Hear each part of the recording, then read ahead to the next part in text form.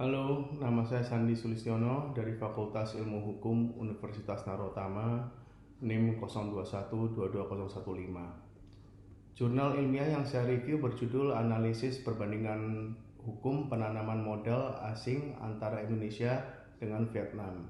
Tinjauan dari Undang-Undang Nomor 25 Tahun 2007 tentang penanaman modal dan Law Nomor 67 2014 QH 13 on Investment oleh Raden Mastri Ananto Djoko Wicaksono. Dalam jurnal ini adanya perbandingan hukum menjadi sebuah sarana pendekatan penelitian normatif untuk membandingkan lembaga hukum pada sistem hukum yang satu dengan lembaga hukum lainnya yang memiliki suatu kesamaan. Mengutip pendapat Maurice L. Cohen, penggunaan pendekatan perbandingan akan memperhatikan banyak aspek dan literatur yang ada. Perlu untuk mempersiapkan sumber hukum asing yang berkaitan sebagai sumber komparatif yang valid. Lebih lanjut, perbandingan hukum yang diterapkan dalam jurnal ini mengimplementasikan pendekatan menurut Jaako Husa yang mengkategorikan perbandingan hukum menjadi pertama, makro comparative law, yang artinya dalam melakukan perbandingan lebih berfokus pada pembahasan tema maupun masalah dengan lingkup yang lebih luas atau lebar. Dan yang kedua, micro cooperative law, yang artinya dalam melakukan perbandingan lebih berfokus pada aturan-aturan hukum, kasus-kasus, dan lembaga-lembaga yang bersifat khusus dan aktual. Berdasarkan bangunan argumentasi penulis dalam jurnal ini, terlihat penulis mengacu pada penggunaan perbandingan hukum mikro yang membandingkan antara lembaga-lembaga hukum yang ada pada negara Indonesia dan Vietnam.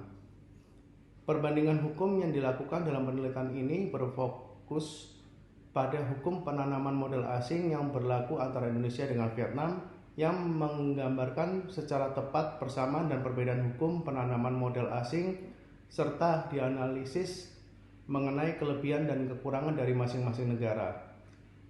Hasil dari perbandingan tersebut diantaranya, pertama, pada Undang-Undang Nomor 25 Tahun 2007 di Indonesia, penanam modal asing adalah individu, badan usaha, atau pemerintah asing yang melakukan investasi di Indonesia. Sementara itu, Law Nomor 67 2014 QH 13 di Vietnam, penanam modal asing adalah orang asing atau organisasi asing yang melakukan investasi bisnis di Vietnam. Kedua undang-undang ini memiliki persamaan, yaitu penanam modal memiliki status asing dan melakukan investasi di negara tujuan. Kedua, dalam hal lingkup aplikasi Undang-Undang Nomor 25 Tahun 2007 hanya mencakup investasi langsung di Indonesia, sedangkan di Vietnam mencakup investasi langsung dan tidak langsung. Di Vietnam, investasi juga dapat dilakukan melalui pasar modal dan lembaga keuangan perantara lainnya. Ketiga, bentuk badan usaha dan kedudukan juga berbeda antara kedua negara. Di Indonesia, penanam modal asing harus dalam bentuk perseroan terbatas berdasarkan hukum Indonesia.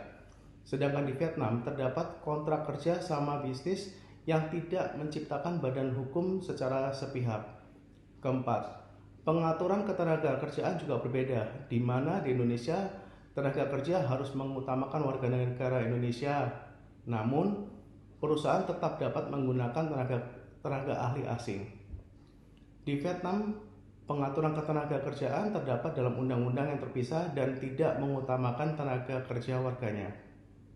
Kelima, pembatasan bidang usaha yang tertutup bagi penanam modal asing juga ada di kedua negara. Di Indonesia, bidang usaha yang tertutup termasuk produksi senjata dan alat peledak, sementara di Vietnam juga ada pembatasan bidang usaha seperti perdagangan spesimen fauna liar atau flora serta bisnis prostitusi dan perdagangan manusia. Keenam, terakhir yaitu badan atau institusi yang menangani penanaman modal berbeda antara kedua negara.